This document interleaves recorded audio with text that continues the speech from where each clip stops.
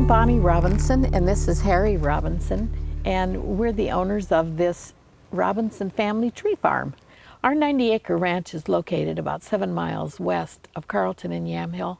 We bought the tree farm 26 years ago, but it wasn't a tree farm. It had 35 acres of crumpled, broken down walnut trees, and the rest was all pasture. It was overgrown with tansy, poison oak, lots of blackberries. When we moved out here, we were still working, but the first thing we thought when we moved out here is we really have a lot of work here.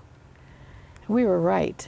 We got acquainted with the U.S. Forestry Department, and they introduced us to a program called EQIP. And it's where there's a cost share from the federal government if you follow general forest practices. And we had a forest planter, and they came out and planted the trees, and when they left, we were walking around looking at those tiny trees. We found 2 bags of unplanted trees. So Harry and I said, we can do this. We planted them. I have full respect for anyone who plants trees. That is hard work. And year by year, we kept up with the EQIP program, and we would do around 12 to 15 acres per season over a period of about 5 or 6 years. The first year, you can hardly find the trees. The grass grows really tall, and we learned that we needed to control those grasses while the trees were dormant.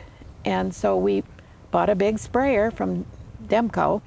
There was some of it that was so steep that we hired a helicopter company to come in and spray them. The second and third year, we saw a little bit of new growth on them.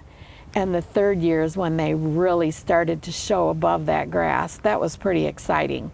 And we have a forest plan, a book that tells us what to do over the years and when to thin. And it's going to be very helpful for our children too.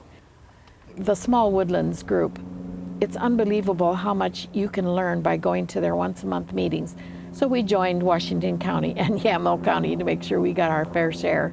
So in 2017, it was time to thin. It's very shocking when you've babied those trees and you've loved them, and all of a sudden they're thinned.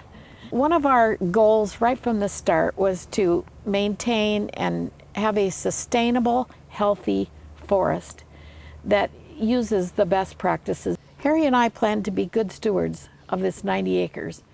And with our children knowing what the plan is, I feel that they have the capabilities and the knowledge now that we've shared our journey through this with them, and they can do it too. We love this place, and we plan to enjoy our forest. We walk through it, we've had trails through it, we've invited tours by soil and water conservation people. We plan to refurbish our pond and be able to have the fire department involved so they can access that water. It's fed from 3 springs that are on this property, and we have several wet areas. One of them is an elk wallowing area that's very wet. What was really interesting when we moved here is there was a huge group of oaks, big, tall, huge oaks, and in the middle of it was an old schoolhouse that was from the early 1900s. Remember the spring earthquake? It fell. One thing we have learned, besides it's a lot of hard work, is the excellent training you get, enhanced by neighbors that come over to get hands-on to show you and to give the experience they had, because it's involved work, tractors, equipment, and timing. There is no time to take a lot of breaks. It's work. And we are so grateful that we actually have the experience of owning a beautiful Oregon forest.